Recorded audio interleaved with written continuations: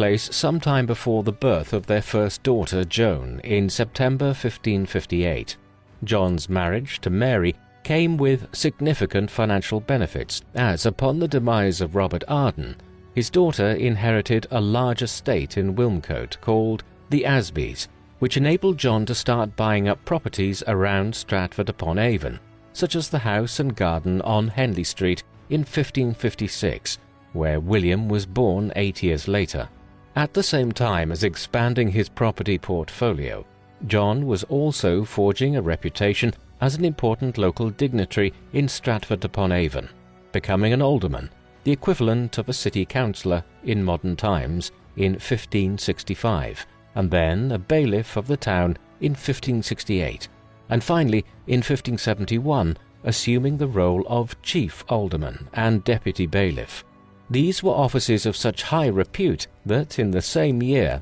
he requested a coat of arms for his family to signify his meteoric rise in civil society.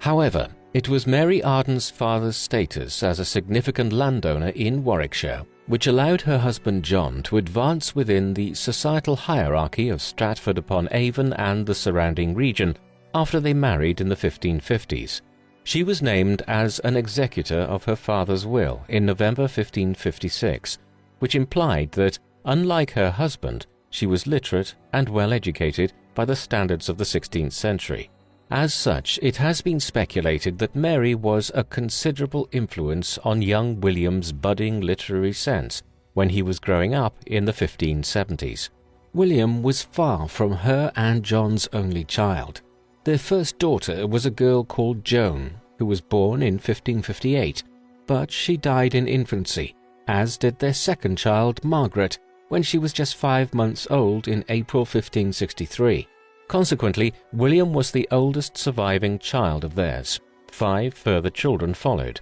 Gilbert in 1566, Joan in 1569, Anne in 1571, Richard in 1574, and Edmund in 1580. With the exception of Anne, who passed away in the spring of 1579, before her 8th birthday, all of William's younger siblings would live into adulthood. Very little is known about Shakespeare's relationship with his brothers, apart from his possible attendance at their funerals much later in his life, which he may have also paid for. There is also some indication that he was fond of his sister Joan, who continued to live at the family home on Henley Street in Stratford-upon-Avon long after William inherited it as the eldest son of the family. She was also mentioned as a beneficiary of his will in 1616. In order to understand William Shakespeare's work, one must take full account of the world he was living in. The Renaissance, through which the texts of ancient Greece and Rome were rediscovered and used to reform European society in all manner of ways, from the visual arts and architecture to the way governments functioned and education curriculums were structured, had started in Italy in the 14th century, finding its fullest expression in the city of Florence. From there, it travelled north to countries like France and England in the late 15th and early 16th centuries, driven by individuals like Thomas More, who composed his famous political treatise Utopia in England in the mid-1510s. The English Renaissance would peak during the long reign of Queen Elizabeth I between 1558 and 1603. That period saw Edmund Spenser compose The Faerie Queene and Philip Sidney his Arcadia, while the new Studia Humanitatis educational curriculum saw individuals across England being taught Greek and Roman classical texts and how to write in the fine Italianate script that had been developed in Florence and Rome 2 centuries earlier. In time, the English Renaissance would see its greatest achievements on the Elizabethan stage, as playwrights like Christopher Marlowe, Ben Jonson, and Shakespeare himself composed the finest works of the day. Shakespeare's youth had as its backdrop this changing cultural world, along with the increased opportunities for children of families of a modest background to acquire a good education. As a young boy of 5 years old, Shakespeare was first enlisted into Petty School, where he began to learn to read and write. When he was 7, he was transferred to King's New School, the local grammar school, where, as part of his education, he was first exposed to many Roman and Greek authors such as the rhetorician and political commentator Cicero, the greatest poet of the Roman Empire, Virgil, and Roman historians such as Livy. We might, however, speculate that the foremost influence on him throughout his education were the great Greek playwrights Aeschylus, Sophocles, Aristophanes, and Euripides, and the Roman comic and tragic playwrights Plautus, Terence, and Seneca. Shakespeare's love for the stage was further enhanced by the many travelling theatre groups of players, as they were termed, which visited Stratford in his youth, such as Leicester's Men in 1572 and 1576, Warwick's Men in 1574, Worcester's Men in 1574 and 1581, Lord Strange's Men in 1578, and Lord Berkeley's Men in 1580 and 1582, all of whom usually performed in front of local notables such as John Shakespeare, who may have brought William along with him to watch their shows. William might have also attended the 1575 entertainments organised by the Earl of Leicester for the royal household at nearby Kenilworth, or the mystery plays and Hocktide performances that were often put on in Coventry, as well as the numerous shows put together by members of amateur dramatics groups in Stratford.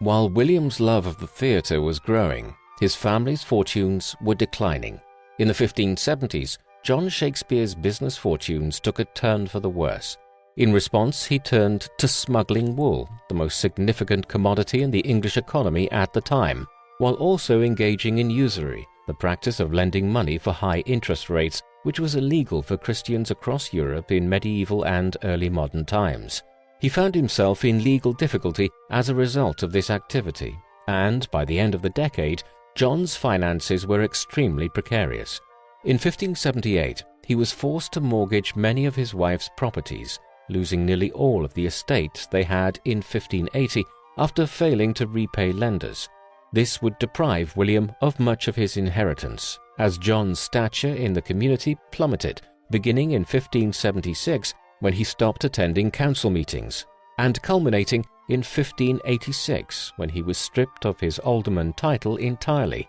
By 1592, John Shakespeare was named as a frequent absentee of the local Protestant parish church at Stratford-upon-Avon, and although some claim that this illustrated that John was a secret follower of the Catholic faith in largely Protestant England, as they have also insisted for his son William, it is also possible that the social stigma which surrounded him by then saw him avoiding public gatherings. As tumultuous as this period was for the Shakespeares, it might have been the making of William. Had his father still possessed a large estate to pass on to his eldest son in Warwickshire, William might have been satisfied to settle down as a comfortable member of the gentry in Stratford-upon-Avon. But his family's declining fortunes forced him to carve out his own place in the world.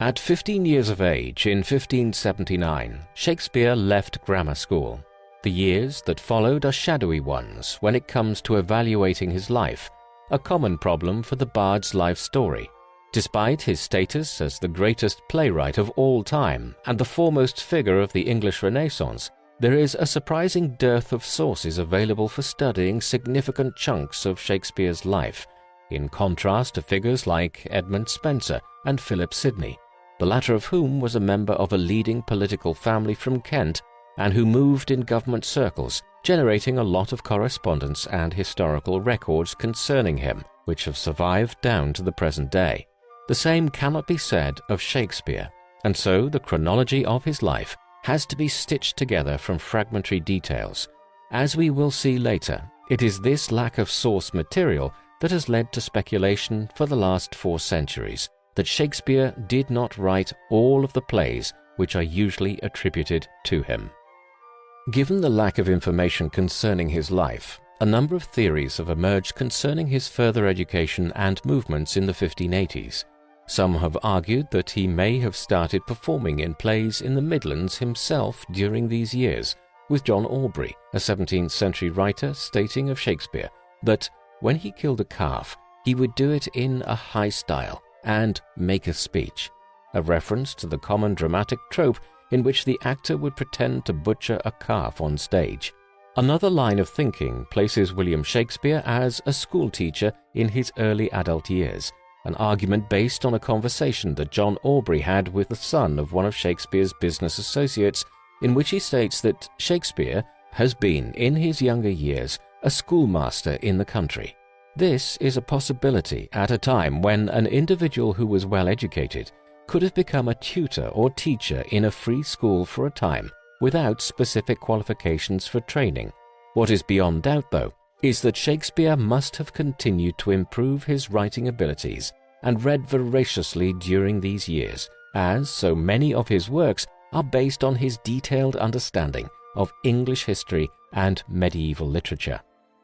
We do, however, stand on firmer ground when it comes to Shakespeare's marriage. On the 27th of November 1582, he married Anne Hathaway, the daughter of a family friend, Richard Hathaway, who John Shakespeare had twice bailed out of debt and acted as surety for. Anne was 26 at the time, while William was just 18. She had possibly been working for John Shakespeare as a stitcher in his glove-making business. These facts, combined with Anne already being several months pregnant when they married, have led scholars to argue that this was a shotgun wedding, forced on the couple by their families to prevent the child being born out of wedlock, something which carried a major social stigma in the 16th century. While these details of their marriage are known, Anne is a curiously obscure figure for the most part, one whom people are generally keen to know more about in the interests of determining whether William's love plays, like Romeo and Juliet,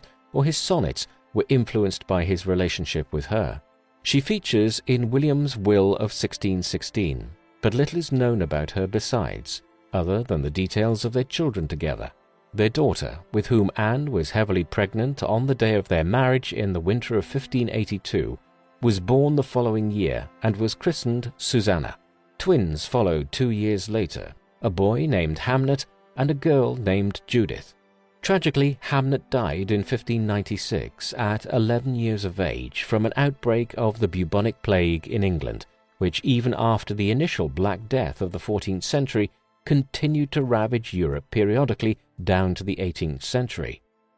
William and Anne's wedding ceremony was somewhat unorthodox by the standards of Elizabethan England, a country which was gradually moving towards becoming uniformly Protestant at that time, although there was still a large minority of Roman Catholics across the country, particularly the further north one headed from London. The wedding was overseen by John Frith, a priest who was characterized as being, quote, unsound in religion in a 1586 assessment, and it was also unusually quick, the couple being pronounced as husband and wife after only a single reading of their marriage banns instead of the usual 3. Despite the unusual circumstances, the marriage was confirmed the next day in a legal document which outlined a £40 surety was to be paid by Fulk Sandals and John Richardson, associates of the Hathaways, as Shakespeare was still technically a minor and needed the permission of his elders to become Anne's husband. The peculiar circumstances surrounding the marriage have led many to speculate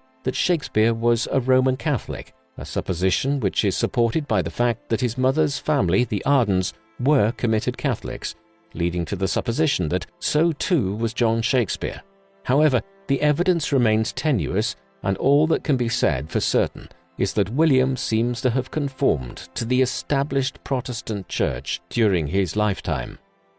Hardly anything is known concerning Shakespeare's life and movements between the mid-1580s and 1592, a period of time which has consequently become known as his lost years. There are a few references to him in documents outlining his family's business dealings in Warwickshire at this time, but little else. As a result, many writers have woven fanciful narratives concerning this period. This tendency was in evidence as early as the first years of the 18th century, when the English dramatist and poet Nicholas Rowe, writing in a preface to the 1709 folio edition of Shakespeare's plays, conjectured that William became embroiled in legal trouble during this period, specifically after being caught poaching deer on the Charlecote estate of Sir Thomas Lucy, a man whose coat of arms he would subsequently mock in later years in his comedy The Merry Wives of Windsor. Accounts like this cannot be entirely dismissed, as while there is no documentary evidence to support these versions of events today, it is possible that Rowe had seen records to this effect which are now lost, or that this story had been passed down orally over the 100 years since Shakespeare's own time. Others claim that Shakespeare may have joined the Queen's Men in 1587 as a replacement for one of their stars, William Knell, who was killed in an altercation in Thame, Oxfordshire that summer. The Queen's Men had been formed in 1583 on the express command of Queen Elizabeth, a great lover of the theatre. They were a troupe of actors or players who were amongst the finest in the country, and who were the most famed troupe of the 1580s, performing versions of Montemayor's pastoral romance, Diana, which later became the basis for Shakespeare's play The Two Gentlemen of Verona. They also played King Lear, the tale of an ancient king of Britain prior to the Roman invasion of the island, a work which was the foundation for Shakespeare's own later play, King Lear. The Queen's Men also performed various productions concerning the reigns of King John, Richard III, Henry IV, and Henry V, English monarchs of the 13th, 14th, and 15th centuries who were the subjects of much of Shakespeare's output in the 1590s. Given the close parallels between the plays the Queen's Men were performing in the late 1580s and early 1590s and the later content of Shakespeare's own plays, there is a strong argument in favour of him being associated with the troupe during his lost years. That Shakespeare had committed to working as an actor, poet, and playwright by the early 1590s is further suggested by a well-known literary attack against him from 1592. This came from the critic Robert Greene, who, writing in a periodical entitled Greene's Groat's Worth of Wit in 1592, which was published after his death in September of that year, lambasted Shakespeare as, quote, "an upstart crow, beautified with our feathers, that with his tiger's heart wrapped in a player's hide, supposes he is as well able to bombast out a blank verse as the best of you." The reference to him being wrapped in a player's hide suggests he was known to be an actor, while also trying to break into writing his own work, a development which saw Greene refer to him as an upstart. It was an insult that Shakespeare would never forget, and one that he would later reference in Henry VI Part 3, when he has the character of the Duke of York verbally assail Queen Margaret with the line, "O tiger's heart, wrapped in a woman's hide." Shakespeare's illustrious career as a playwright began in the early 1590s with his three-part King Henry VI, a trilogy of plays concerning the ruler of England for several decades in the middle of the 15th century, whose mental instability led to the Wars of the Roses. These plays were inspired by Christopher Marlowe's Tamburlaine the Great, the story of a 14th century ruler of Central Asia, Timur the Lane, a production which became a massive hit after its first performance in 1587. It paved the way for historically based dramas in England in the 1590s, a genre that Shakespeare would champion even in his closing years when they were less fashionable, with Henry VIII being one of his last masterpieces. Shakespeare might have collaborated with Marlowe and another playwright named Thomas Nash in writing the first part of Henry VI. These early works also established a practice he would continue with for years to come, of using popular histories of the period as source material. Thus, for Henry VI, he consulted Edward Hall's The Union of the Two Noble and Illustre Families of Lancaster and York, published in 1548, and Raphael Holinshed's The Chronicles of England, Scotland and Ireland, the first edition of which appeared in 1577 and which had been so popular that a revised and updated second edition came out in 1586, shortly before Shakespeare began his writing career. He would draw on Holinshed's writings for many of his works, while he also used classical texts as inspiration, notably the lives of the 2nd century AD Greco-Roman historical biographer Plutarch, for source material on plays like Julius Caesar. Elsewhere in his work he displayed his knowledge of the classical texts which the Renaissance had brought back into wide circulation, such as Apuleius's The Golden Ass and Ovid's Metamorphoses. Henry VI was an unqualified success, and Shakespeare next attempted to broaden his repertoire, resulting in the drafting of his earliest comedies and tragedies, namely The Two Gentlemen of Verona, The Taming of the Shrew, and Titus Andronicus. These were written in a remarkably prolific spate of creativity lasting from the autumn of 1592 through to June 1594, in which all theatre performances were banned in London because of a deadly plague outbreak, though The Taming of the Shrew was most likely already drafted by the time the plague hit. It was during this period of isolation that Shakespeare also finished Richard III, one of his longest plays and a radical portrayal of madness with a comical touch. It includes the famous scene where Richard is forced to confront the ghosts of those he has killed the night before the Battle of Bosworth in 1485, during which military clash he was killed and lost his throne to Henry Tudor. Shakespeare's prestige was now in the ascendancy, and he had proved himself extremely adept at writing scenes with multiple characters, especially in the sections of Henry VI Part 2, addressing Jack Cade, the leader of a rebellion against the crown in 1450, which was first performed in 1594. As a result, he was asked to write the crowd scenes for Sir Thomas More, sometime between 1593 and 1594, an unpublished play originally authored by Anthony Munday and co-written by other distinguished playwrights of the time, including Henry Chettle. Shakespeare has been identified as Hand D on a manuscript of Sir Thomas More, the only known piece of a script in his handwriting. His work on Sir Thomas More highlights the collaborative nature of play composition in the late Elizabethan period. The near 2-year period between 1592 and 1594, during which the London theatres were closed, also saw Shakespeare compose his first examples of Ovidian narrative poetry, most significantly Venus and Adonis in 1593, a heady mixture of comedy and eroticism, which remains his first ever printed work and among his most popular, being republished 15 times by 1636. The Rape of Lucrece was released in 1594, a dark and brutal narrative poem of rape and death. With the passing of the plague in June 1594, Shakespeare started writing plays exclusively for the Lord Chamberlain's Men, an elite collective of some of the most talented actors of the kingdom, who would debut many of his definitive plays, and a company that Shakespeare would also become a stakeholder in from Christmas 1594, sharing ownership with their best actor, Richard Burbage,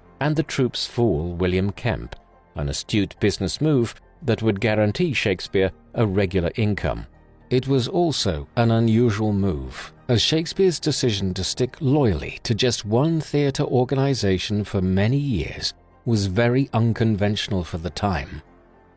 The Lord Chamberlain's Men's opening play would be The Comedy of Errors, a parody of Menaechmi, a play by the Roman playwright Plautus, which Shakespeare probably read as a schoolboy. The play was staged in December 1594 at Gray's Inn, one of the training colleges in London or Inns of Court for England's lawyers, followed by a multitude of other works throughout the next year, including Love's Labour's Lost, its lost sequel, Love's Labour's Won, Romeo and Juliet, Richard II, and A Midsummer Night's Dream. His inspiration for these was mixed. Romeo and Juliet, for instance, was largely based on a poem by Arthur Brooke entitled The Tragical History of Romeus and Juliet. Richard II, which addresses the King of England of the late 14th century, was the first in his sequence about the House of Lancaster and its tumultuous rule over England between the 1370s and the 1460s. This was a massively prolific period for Shakespeare, and in 1595 and 1596 he also found time to write King John, a commentary on kingship that delved into tragic comedy, while the text of some of his earliest plays such as Titus Andronicus and The Taming of the Shrew were also published at this time.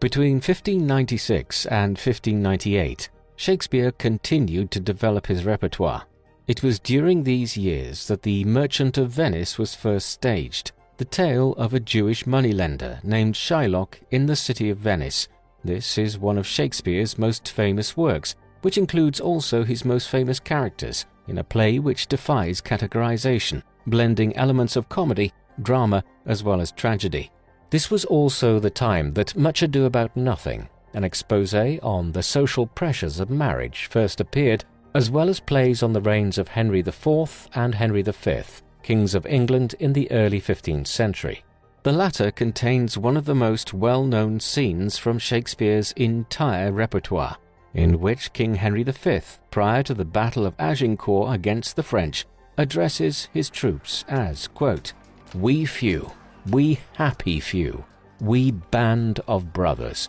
before urging them to charge. Henry IV is notable for a character called Sir John Oldcastle, Henry IV's drinking buddy, who incidentally shared a name with an ancestor of William Brooke, Lord Cobham, the King's Chamberlain who had served from 1596 until his death in 1597, also named Oldcastle, and who was a famous Protestant martyr. The family of William Brooke was so furious that their ancestor had been referenced in such a highly political charged play that they forced Shakespeare to change his name to Sir John Falstaff after the first production runs of Henry IV, which also contained other problematic characters he was compelled to edit, such as Russell, who was turned into Peter after a complaint from the Earls of Bedford, whose surname was Russell. Shakespeare, however, was not one to surrender easily to powerful authorities, and in The Merry Wives of Windsor, a play written in 1596 or 1597, supposedly at the behest of Queen Elizabeth, he would again include a jibe against William Brooke when he named Master Ford's alter ego Brooke. This was later changed to Broom after the first performances, the most notable of which occurred in May 1597, when Sir George Carey, the son of the founder of the Lord Chamberlain's Men, and who had been given the honorific Lord Hunsdon, was initiated into the Order of the Garter to replace the recently deceased and ridiculed Lord Cobham. Shakespeare's meteoric rise during these years was accompanied by personal grief, as his son and heir Hamlet died on the 11th of August 1596, a sorrow that some believe later seeped into his work, including the scene in Twelfth Night, written around 1601, when Viola bemoans the death of her twin brother. Yet the most obvious nod to his son's passing was in the naming of his play about a Danish prince named Hamlet. Written around 1599 and 1600, it is Shakespeare's longest play, and arguably his finest, one in which the bard inverted the grief over his son's death by having Prince Hamlet grieve the death of his father. The late 1590s saw William begin petitioning for a grant of a coat of arms for the Shakespeare family, a process which John Shakespeare had started a quarter of a century earlier, but which had been aborted owing to his legal difficulties and social fall in the 1570s. This time around, the claim was approved by the Garter King of Arms, Sir William Dethick, perhaps largely owing to William's rise as one of London's foremost playwrights by that time. The Shakespeare's advancement to the lofty heights of high society was helped immensely by William's rapid acquisition of wealth in the 1590s, which paid for an expensive family emblem bejeweled in gold and silver, emblazoned with a falcon holding a spear and adorned with the motto, "Not without right," a symbol of their transformation from commoners to a respected gentry family. Shakespeare's promotion into the upper classes, however, did not go unnoticed in the theatrical circles of his time, with playwright Ben Jonson mockingly suggesting that Puntarvolo, a character from his work Every Man Out of His Humour, performed by the Lord Chamberlain's Men in 1599, change his family motto to "Not without mustard," in a reference to the words on Shakespeare's family crest, as well as its distinctive yellow colour. In fact, Shakespeare's ascension was contested by many, including the York Herald Ralph Brooke, who bitterly denounced Sir William Dethick for awarding the coat of arms not to John Shakespeare, as the Garter King of Arms had officially declared, but to Shakespeare the player, going so far as to open up an inquest in which he identified 23 incorrectly awarded coats of arms. The criticism did not perturb John Shakespeare, who, in 1599, as an older man, perhaps eager to speed up his family's gentrification before he died, made another application, requesting that a quarter of the coat of arms from the Ardens, a much more distinguished family than his own, be absorbed into the Shakespeare's own crest, although this was probably never completed. Before that, however, William Shakespeare had sought other means to boost the status of his bloodline. In May 1597, he purchased New Place, the second biggest mansion in Stratford-upon-Avon, complete with 5 gables, 10 fireplaces, 2 barns, 2 gardens, and 2 orchards, for a fee of £120, a very considerable sum of money in the late 16th century. He redeveloped the house, selling masses of stone to the town council in 1598 in an indication he had undertaken expensive renovations at New Place,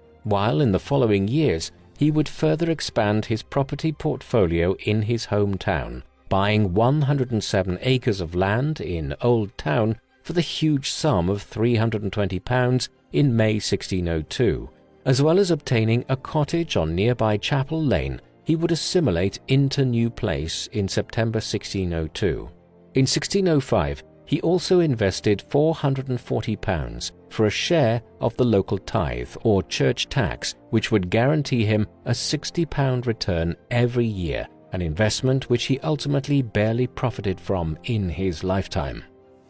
By February 1598, Shakespeare was registered as living at Chapel Street, where, in collaboration with his wealthy neighbours and in a sign that he was using his deep well of funds to protect the well-being of his own family during a particularly bad harvest season, it was noted that he had stockpiled 80 bushels of malt. But in addition to ensuring that his family were well looked after, Shakespeare also helped his friends by lending them money. One was Richard Quiney, the father of his future son-in-law, addressing Shakespeare as his loving countryman for his grant of £30 to pay off his debts. As much as Shakespeare enjoyed becoming one of the preeminent citizens of Stratford-upon-Avon, his work was in London, and from about 1598 onwards he spent much of his time living here in the Clink parish of the city, just a short stroll away from the Globe Theatre. This was newly built in the Southwark district of the city in 1599, close to the south bank of the River Thames. The Globe was not the possession of a leading English magnate or members of London's increasingly wealthy mercantile classes, but instead was built by shareholders such as Shakespeare's long-standing collaborator Richard Burbage and his brother Cuthbert. As such, the Globe was owned and ran by people who worked in staging plays, and it gave those who performed there the creative freedom to carry out their work unhindered for the most part by political and economic considerations. Shakespeare's troupe, the Lord Chamberlain's Men, became the resident group of players and Shakespeare effectively the dramatist in residence at the Globe, a large theatre which could fit about 3,000 spectators. Shakespeare's reputation had grown so exponentially by this point that he was even being mentioned in the plays of other dramatists, such as in the Parnassus, annually performed at Christmas between 1598 to 1601 at St. John's College in Cambridge, in which Gallio is represented as an avid fan speaking nothing but pure Shakespeare, and is described as tucking his Venus and Adonis under his pillow before going to bed. Similarly, a pantheon of renowned poets, including the likes of Richard Barnfield, John Marston, Robert Toft, and John Weaver, frequently referred to Shakespeare in many of their works dating from between 1598 and 1599, with Francis Mears lauding Shakespeare as equal to Roman greats, rhapsodizing how, as Plautus and Seneca are accounted the best for comedy and tragedy among the Latins, so Shakespeare among the English is the most excellent in both kinds for the stage. In another marker of Shakespeare's metamorphosis from unknown playwright to renowned English dramatist, over 200 extracts of his work, largely drawing from Venus and Adonis, The Rape of Lucrece, and Richard II, were selected for inclusion in a compilation of quotations called The Belvedere or The Garden of the Muses, published in London in 1600.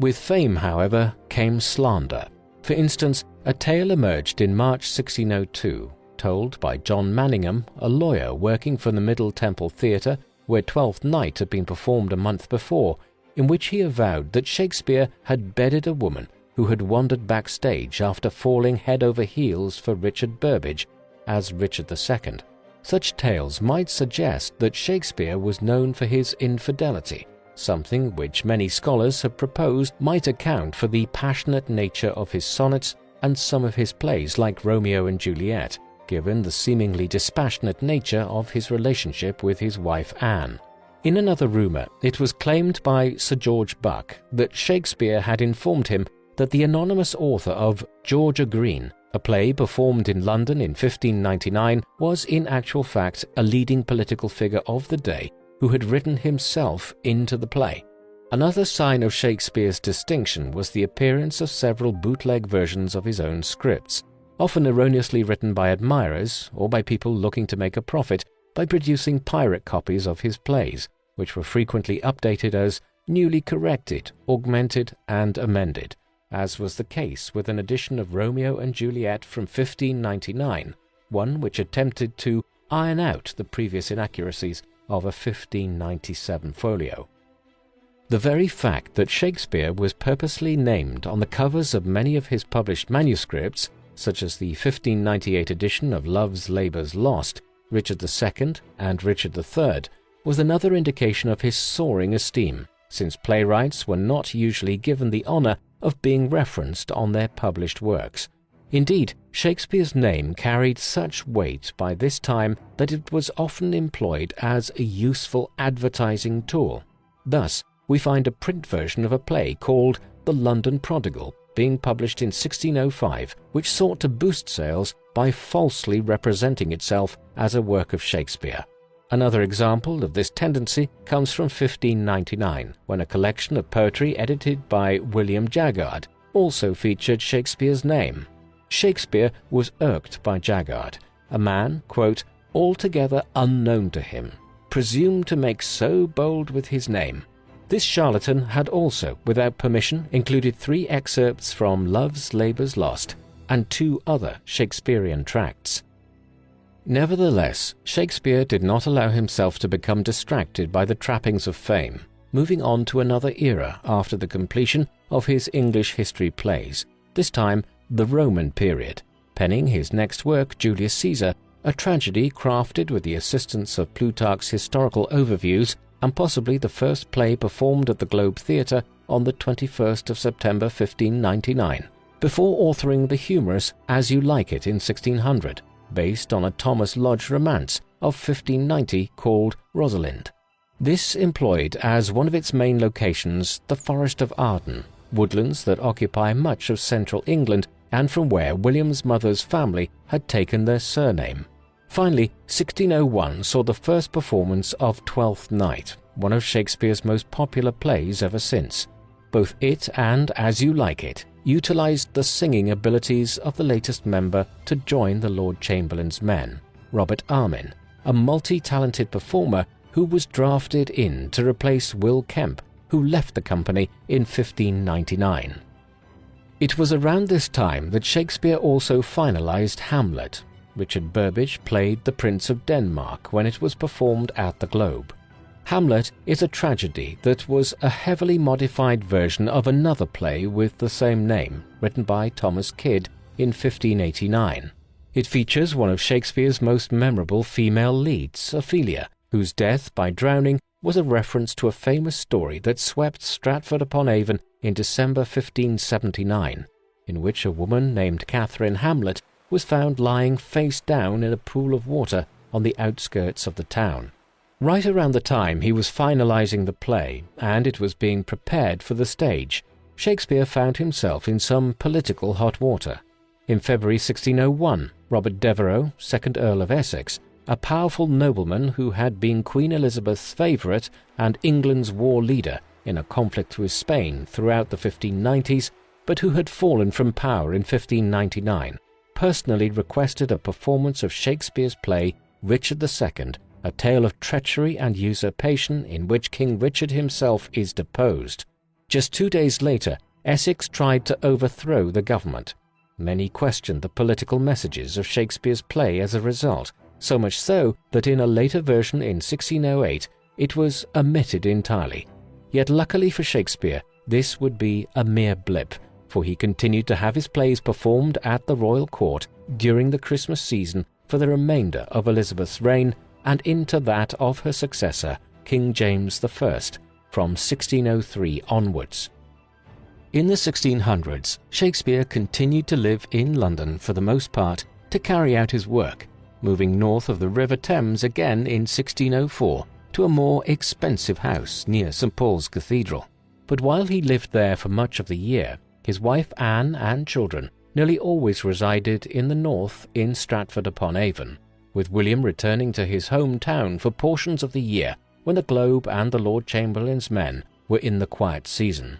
In Stratford, he often had to attend to family and legal business. In September 1601, for instance, he had to manage his father's funeral and the execution of his will. William inherited his father's estates, including his childhood home on Henley Street. But William's mother and his sister Joan, alongside her husband William Hart, a hat maker, continued to live there after William acquired it. Other records of his activity in Stratford are more mundane. In the spring of 1604, we find him selling malt to his neighbour Philip Rogers, as well as requesting a 35 shilling 10 debt to be repaid back to him. Between August 1608 and June 1609, he prosecuted an individual called John Addenbrooke for damages amounting to £6.24, demonstrating that on occasion Shakespeare zealously protected his hard-won earnings.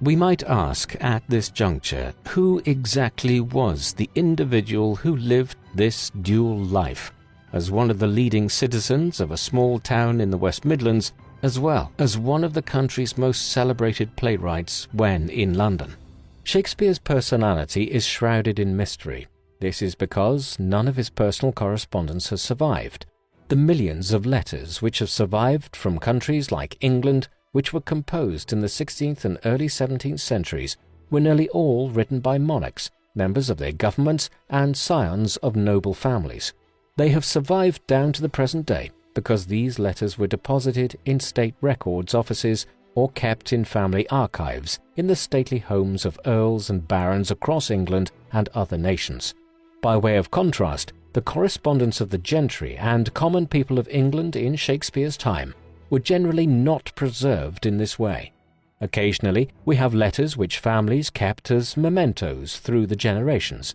but normally such letters were either thrown away or the paper used as fuel for fires by the recipients. Others were left in drawers and chests where the ravages of mould and decay took their toll over time, or subsequent generations simply threw them away, not realizing the knowledge that was being lost to future generations. Consequently, none of Shakespeare's letters that he might have written during his lifetime have survived, and we are left reliant on extracting impressions about who he actually was on a personal level from his plays, poems, and other tangential sources. Only a handful of accounts directly commented on Shakespeare's character. For instance, William Barksted attested that he was a, quote, "so dear loved neighbour," while another glimpse of Shakespeare's likability comes from Augustine Phillips, a member of Shakespeare's legendary theatre collective, the King's Men, who in 1604 declared in his will that for, quote, "my fellow William Shakespeare, a 30-shilling piece of gold." Other flashes of Shakespeare's persona can be found in the many surviving legal documents which make up the majority of direct references to Shakespeare during his lifetime. These present an image of a man who guarded the wealth and properties he accrued as a result of his success as a playwright, but who could also be a loyal friend, as was the case in 1612 when he was called in as a witness to defend his friend Christopher Mountjoy. He was also a benevolent presence in his hometown of Stratford-upon-Avon, such as in 1614, when he became part of a campaign to petition the addled Parliament to repair the local roads. His will included bequests to the poor. We also have an idea of what he looked like from the Chandos portrait hanging in the National Portrait Gallery, a work believed to depict Shakespeare during the 1600s, painted by an unknown artist. Here, if it is indeed the playwright, we see a man in his late 30s or early 40s, balding and sporting the moustache and beard which were fashionable in Elizabethan and early Stuart times. He's also wearing an earring, a not uncommon fashion for men at the time. But there is little else given away by the portrait or its provenance. With such a lack of contemporary testimonials, many scholars have turned to the numerous plays and poems of William Shakespeare to identify additional details about his life that may be hidden between the lines, most notably his sonnets, which some have speculated, with their emphasis on the characters of a young man and a dark woman, show William struggling to remain a faithful husband to his wife Anne. With the accession of James I to the English throne in 1603, Shakespeare's genius was recognized by the new monarch, a fan of his work, who changed the name of Shakespeare's theatre troupe to the King's Men after becoming its main patron. In the difficult period between 1603 and April 1604, which witnessed another outbreak of plague and again prevented Shakespeare's plays from being performed, the king generously donated £30 to the troupe's coffers to ensure their survival. Shakespeare would not have been in financial difficulty, but the lower-ranking members of the group would have been, had it not been for the new king's generosity. With the subsiding of the plague and the mourning rituals for Queen Elizabeth completed, in May 1604, the celebrated dramatist and many of his actors would accompany James as he made his first procession through London. Between then and the end of Shakespeare's career, they performed for James' royal court no less than 107 times, with 11 of these productions occurring between November 1604 and October 1605 alone. These included some of Shakespeare's newer plays, which he composed in the early to mid-1600s, such as Othello, Measure for Measure, and All's Well That Ends Well. In 1605 and 1606, Shakespeare produced a flurry of his most successful tragedies, including Timon of Athens, which he co-wrote with Thomas Middleton, a man who also wrote some of the witches' scenes in Macbeth. The latter, often regarded as Shakespeare's greatest play along with Hamlet, was first performed in 1606 and was crafted with James I in mind. Thus, the character of Banquo, whose ghost appears to torment Macbeth in Act 3, makes reference to the king's claim of descent from the semi-mythical Scottish warlord of the same name. The introduction of witches into the play at the start also alludes to King James's well-known fear of witchcraft, having written a treatise entitled Demonology on the subject in 1597, and hailing from Scotland, where the witch craze of the 16th and 17th centuries was much more pronounced than in any other part of Europe other than Germany and Switzerland.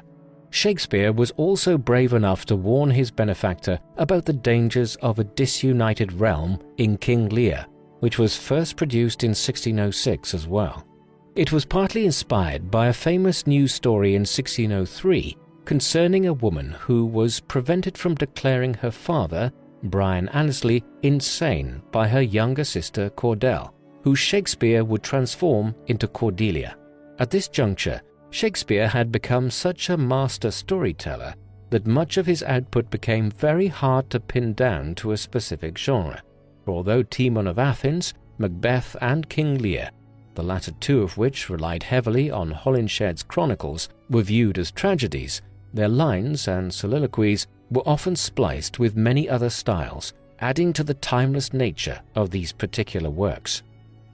While 1606 was a formidable year for Shakespeare from a professional point of view, on a personal level it was a difficult one. In May 1606, his daughter Susanna was added to a list of people who had failed to attend Protestant communion at Easter, or a recusant, as those who refused to attend state-sanctioned religious services were termed. This was a particularly suspicious act in the wake of the failed attempt by Guy Fawkes and a band of Catholic renegades to blow up King James I during the opening of Parliament in November 1605, the infamous Gunpowder Plot. Susanna, however, does not seem to have been a Catholic, marrying in June 1607 the doctor and ardent Protestant John Hall, and receiving 105 acres of land as a wedding gift from her father. Shakespeare subsequently became a grandfather in February 1608, when Susanna gave birth to a girl named Elizabeth. His own mother did not live long enough to become a great-grandmother. She passed in September 1607, 5 months before Elizabeth's birth. Shakespeare's personal affairs at this time were happening against the backdrop of political unrest, as the Kingdom of England had experienced a series of violent revolts, fomented by a poor harvest and high food prices between 1607 and 1608 in the Midlands, where Stratford was situated. Shakespeare incorporated this outburst of anger into his next work, Coriolanus, which was an exploration of the dynamics between citizen and ruler based on the writings of Plutarch. Released alongside this was Pericles, Prince of Tyre, a play whose composition had a tangled history, and the only play of his that would not appear in the first folio of 1623. By 1609, nearly half of his plays were available to the public in print. That same year, his famous compendium entitled Shakespeare's Sonnets was also printed by George Eld, a release probably sanctioned by Shakespeare, who, with theatres shut because of another plague epidemic between 1607 and 1609, was probably looking for another source of income to tide himself over, and was also looking to reclaim ownership of his own name, which continued to be used by other publishers to promote their works. The compilation included 154 sonnets and a lengthier poem called A Lover's Complaint, with many speculating that the characters, chiefly the Dark Lady, rival poet, and young man, represented real people in Shakespeare's own life. Some have identified the young man of the sonnets as William Herbert, a lifelong patron of Shakespeare who authored the dedication of the first folio of his complete works in 1623, as there is reference in these to a young man who is implored to marry and have children, a clear parallel with Herbert, who is known to have repeatedly refused to marry. Others have interpreted the cryptic Mr. W.H., to whom the collection of sonnets were dedicated in 1609, as an inversion of the initials of Henry Wriothesley, another important donor who funded Shakespeare at the start of his career in the early 1590s.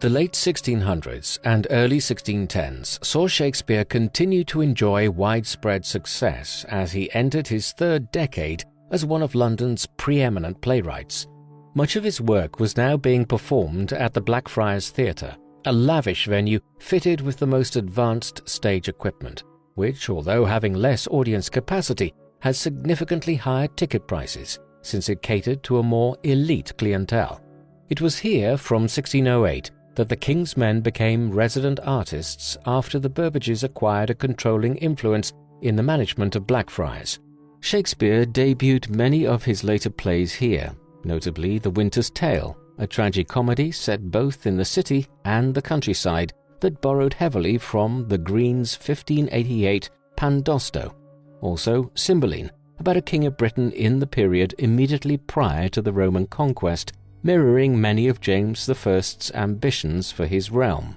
The Tempest, a commentary on the colonization of America set on a fantastical island. Henry VIII, Shakespeare's final history play, including a dramatic depiction of the birth of Queen Elizabeth I. And finally, The Two Noble Kinsmen, a theatrical study of all-consuming lust in a chivalric setting derived from The Knight's Tale in Geoffrey Chaucer's famous Canterbury Tales. These were all produced between 1609 and 1611 in collaboration with the playwright John Fletcher. In 1612, Shakespeare became embroiled in a legal dispute. That year, he graciously tried to help an old friend, Christopher Mountjoy, a wigmaker who Shakespeare had stayed with as a lodger in London between 1602 and 1604, who was being sued by Stephen Bellott, Mountjoy's former apprentice, for failing to provide him with an adequate dowry after he had married Mountjoy's daughter. The match had been facilitated by Shakespeare himself, who was listed as being present at the ceremony known as a troth plight, in which both parties promised to marry each other.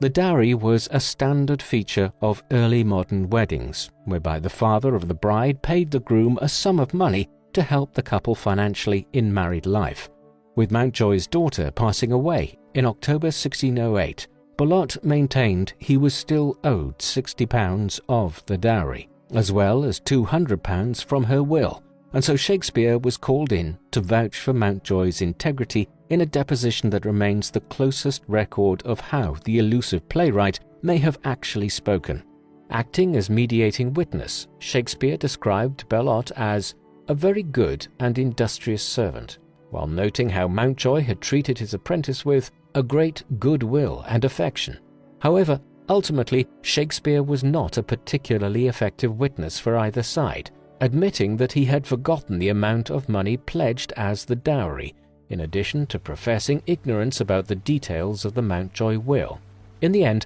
Mountjoy exposed himself as a dishonest individual, refusing the instruction of a French ecclesiastical court by failing to hand over 20 nobles to the aggrieved Bellotte, a crime for which Mountjoy was excommunicated in a petty legal squabble reminiscent of one of Shakespeare's own fictional storylines. Following on from the lawsuit, in 1613 Shakespeare continued to work. He was hired alongside Richard Burbage in March 1613 and paid 44 shillings to create an impressa, a motto that was emblazoned on a shield on behalf of the Earl of Rutland to wield during the procession celebrating the anniversary of James I's succession.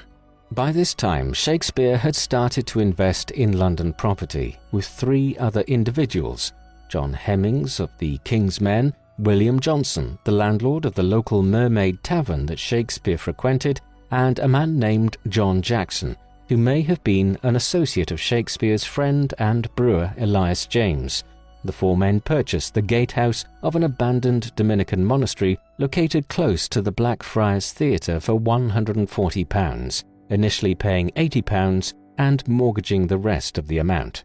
The 4 subsequently rented the property out to John Robinson in 1616, although his acquisition was large enough that it was possible Shakespeare stayed in another part of the building and used it as a base for when he was in London. In his twilight years, demand for Shakespeare's plays only increased, with the King's Men hired to perform 14 different productions in February 1613, 4 of which were of Shakespeare's own creations, including Othello, for the wedding of James I's daughter Elizabeth to Frederick V, the Elector of the Palatinate, a principality in the Rhineland in Germany. This was an auspicious celebration, though one that was overshadowed for William by the death of his brother Richard in the same month. This came exactly a year after the passing of William's other sibling Gilbert, resulting in William and his sister Joan remaining the only surviving children of John and Mary Shakespeare. A tragedy of a different kind would strike only a few months later in June, when a cannon used for sound effects misfired and ignited the flammable thatched roof of the Globe Theatre, the stage where Shakespeare had made his name, causing over £1,400 worth of damage. The next month, Shakespeare would doubtlessly have had to turn his attention to a legal case involving his daughter Susanna, who in July 1613 sued a man named John Lane for slanderously alleging that she had cheated on her husband with an individual called Rafe Smith, and that she had also contracted gonorrhea, an accusation that was, probably much to her father's relief, judged to be false. Although records indicate that Shakespeare was in London in November 1614, he was still very much a leading luminary in Stratford, being one of 71 local notables who contributed their own money towards the promotion of a bill to the Addled Parliament that summer, requesting that the local roads in the area be mended. Shakespeare was also enveloped in more legal disputes, vehemently opposing a move by William Combe and Arthur Mannering to transform a patch of public land in Welcombe into private property for the building of more houses after a fire in July 1613 made many homeless, since it would deprive Shakespeare of income he received from church tithes, a privilege he had bought in 1605, and which he was able to maintain after Combe's legal case fizzled out in an episode that illustrated Shakespeare was on occasion more concerned about his own personal wealth than the well-being of local citizens. These legal disputes and local political affairs are indicative of his increased presence in Stratford, and it has been regularly argued that Shakespeare was entering semi-retirement in the 1610s, spending more time in the Midlands than he did in the 1590s and 1600s. In January 1616, Shakespeare revised his will. There's no suggestion that he was ill or believed his death to be imminent, describing himself in the document itself as of perfect health. Rather, this revision of his will was occasioned by the marriage of his youngest daughter Judith to Thomas Quiney, the son of Richard Quiney, a man who Shakespeare had lent money to in the past. Quiney, who was 5 years younger than his fiancée, was distrusted by Shakespeare, and his dislike of him grew when Judith was excommunicated from the church shortly after their wedding in the spring of 1616, owing to it having taken place in the middle of Lent and without a proper wedding license. Quiney disgraced himself even further in March 1616, when he was charged and convicted with premarital fornication with another woman, Margaret Wheeler, who had died that month giving birth to his child. Perhaps unsurprisingly, Shakespeare revised his will to cut Quiney out of it entirely and instead decreed that upon his death, Judith was to immediately receive £100, with a further £150 3 years later. If she died before any of those dates, the money was to transfer to William's granddaughter Elizabeth or his sister Joan. Other bequests which he arranged for at this time included a silver and gilt bowl to Judith, a sword to his friend Thomas Combe, and money for the purchase of rings to his godson William Walker and his King's Men companions Richard Burbage, John Hemmings, and Henry Condell. A not inconsiderable sum at the time was left to the poor as charity. Surprisingly, the only mention of his wife Anne in the entire will is on the 3rd page, where she is referred to somewhat coldly only as his wife, starkly contrasting the terms of endearment used in the wills of his theatrical comrades Burbage and Condell, who both refer to their wives as well-beloved. In addition, Anne was given hardly anything, receiving what Shakespeare termed "my second-best bed with the furniture," whereas Burbage's wife was named as executor of his will, while Henry Condell's spouse acquired half of his property. A mysterious set of circumstances that either suggested the traditional 1/3 of her husband's possessions she was within her legal rights to receive had been confirmed in another document, or that by 1616 Shakespeare's relationship with his wife had broken down considerably. It is hard to know what to make of this. As ever with Shakespeare, his relationship with Anne remains a mystery. Despite being of good health when he revised his will early in 1616, Shakespeare was dead within a few weeks. He took ill suddenly and died on the 23rd of April at just 52 years of age. The only details of his passing come from Stratford-upon-Avon-based churchman John Ward, who claimed in the 1660s that Shakespeare, Drayton, and Ben Jonson had a merry meeting, and it seems drank too hard, for Shakespeare died of a fever there contracted. Although the circumstances of Shakespeare's death remain obscure, it is known for certain that he was laid to rest 2 days later at Holy Trinity Church in Stratford, his grave located inside of the church, since the tithe tax shares he had bought up in 1605 meant that he was also recognized as an honorary lay rector. Shakespeare's tomb is today marked by a stone etched with the words, "Good friend, for Jesus' sake forbear, to dig the dust enclosed here. Blessed be the man that spares these stones, and cursed be he that moves my bones." Thought to have been written by Shakespeare himself, many have interpreted it as a curse to any would-be grave robbers that would dare disturb the sanctuary of England's greatest playwright. The famed first folio of Shakespeare's plays was published in 1623. Although 19 of his works had been published in various forms during his lifetime, this brought 36 plays attributed to Shakespeare into print in one volume. It is an absolutely vital text for establishing the Shakespearean canon, though only 750 or so copies were produced in the first run, and editions of it in private circulation today can expect to fetch about $2.5 million. Despite bringing together Shakespeare's works, the authorship of many of his plays has been questioned repeatedly over the last 400 years, with various theories emerging about other writers or nobles authoring some of his plays, in part or in full. As we have seen, Shakespeare did have collaborators on a number of his works, particularly the earlier plays, but theories have been put forward over the years claiming that anyone from his fellow playwright Christopher Marlowe and the political theorist Sir Francis Bacon to Sir Walter Raleigh, or well over a dozen different English nobles, including the Earls of Southampton and Derby, could have been responsible for authoring some or nearly all of his plays. These theories contain a fair degree of class bias, many of them emerging in the 19th century, when it was alleged that because there is no evidence of him attending the universities of Cambridge or Oxford, or hailing from an upper-class family, Shakespeare could not have written the learned and historically informed works that he did. But these remain simply theories, ones which have virtually no evidence to support them and which are broadly rejected today by most Shakespearean scholars. William Shakespeare is deemed to be the most significant figure of the English Renaissance and the greatest playwright to have ever lived, with National Shakespeare Day typically celebrated on the 23rd of April each year, which also happens to be St. George's Day. However, his esteemed position within literary society is at stark odds with what we know about Shakespeare the man, which is very little. We have no letters penned by Shakespeare, no accounts of his life or character written by contemporaries, nor do we have original